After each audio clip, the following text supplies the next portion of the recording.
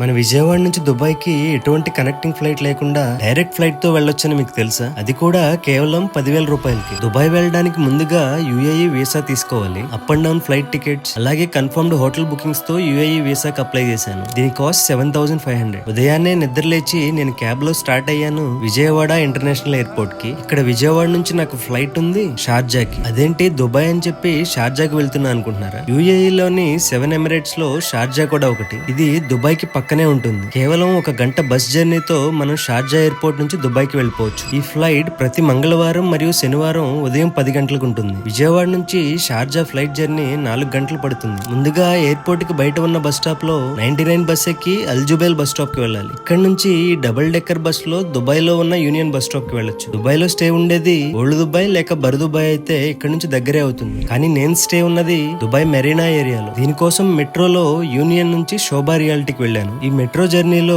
Dubai frame, future museum of Dubai, అలాగే ప్రపంచపు ఎత్తైన బిల్డింగ్ బుర్జ్ ఖలీఫా కూడా కనిపిస్తుంది. శోభా రియాలిటీ నుంచి ట్రామ్ లో జుమేరా బీచ్ రెసిడెన్సీ 1 కి వెళ్ళాను. Vijayawada to Dubai journey full video చూడాలంటే ఈ క్రింద ఉన్న లింక్ నొక్కితే ప్లే అవుతుంది.